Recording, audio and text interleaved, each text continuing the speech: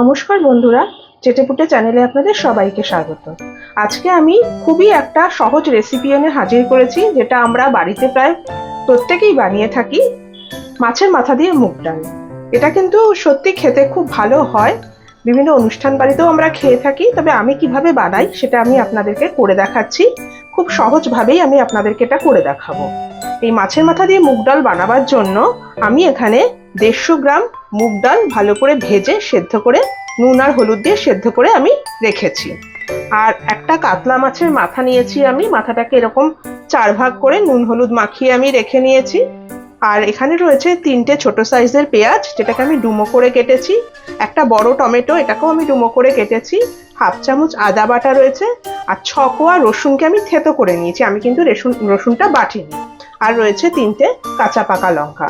এছাড়া ফোড়নে যা যা জিনিস আমি ইউজ করব সেটা আমি আপনাদেরকে বলে দেবো।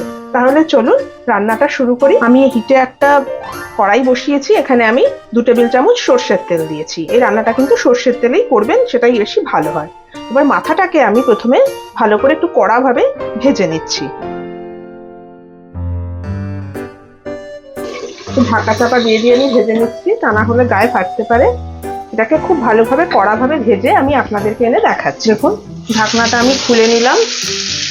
মাথাটা আমার কড়া করে ভাজা হয়ে গেছে। এবার আমি মাথাটাকে তেল থেকে তুলে নিচ্ছি।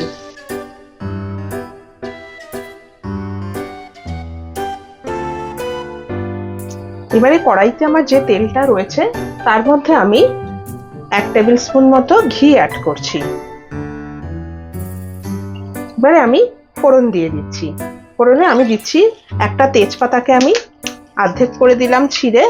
দিচ্ছি 1/4 টিস্পুন মতো মেথি দানা। আমি মাছের মাথার ডালে মেথি দানা দিই। মেথি দানা দিয়ে দেখবেন স্বাদটা আর গন্ধটা দুটোই কিন্তু খুব ভালো হয়। আর দিচ্ছি কিছু গোটা গরম মশলা। 3টে এলাচকে আমি ছোট এলাচকে ফাটিয়ে দিলাম। 2টো লবঙ্গ দিলাম। আর অল্প একটু দারচিনির টুকরো আমি দিয়ে দিলাম। ফোড়নটা হয়ে গেলে এবারে আমি পেঁয়াজ কুচিটা দিয়ে দেব। মেথির পরিবর্তে আপনারা গোটা জিরেও দিতে পারেন। এবারে আমি দিয়ে দিচ্ছি পেঁয়াজ কুচিটা।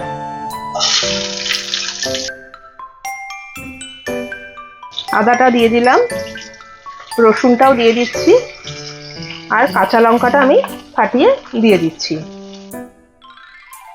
গ্যাসের ফ্লেমটা আমি মিডিয়ামে করে দিলাম। দিয়ে এবার আমি এটাকে একটু ভেজে নিচ্ছি। এবারে আমি দিয়ে দিচ্ছি টমেটোটা।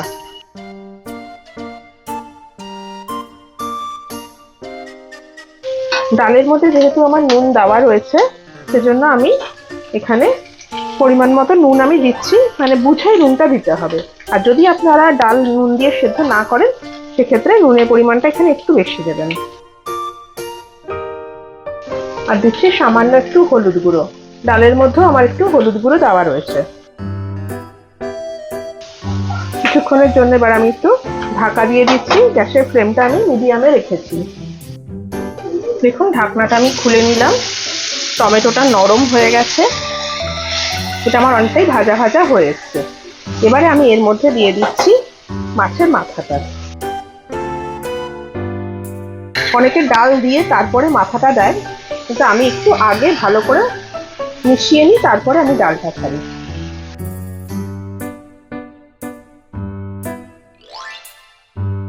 সেটা হয়ে এসছে। এবারে আমি এখানে ডালটা অ্যাড করে দিচ্ছি। গ্যাসের ফ্লেমটা আমি হাইতে করে দিয়েছি। যে বাটিটায় আমি ডাল নিয়েছিলাম সেই বাটিটায় সামান্য একটু জল নিচ্ছি আমি, 1/2 কাপ মতো নিয়ে আমি এবার এটা এখানে অ্যাড করে দিচ্ছি। আপনারা চাইলে মাছের মাথাগুলোকে একটু ছোট করে মানে খুন্তি দিয়ে ভেঙেও দিতে পারেন, আবার গোটাও রাখতে পারেন। আর একটা কাঁচা লঙ্কা আমি ছিঁড়ে দিয়ে দিলাম। দিয়ে এবার আমি কিছুক্ষণের জন্য আবার একটু ঢাকা দিয়ে দিচ্ছি। দেখুন, ঢাকনাটা আমি খুলে নিলাম।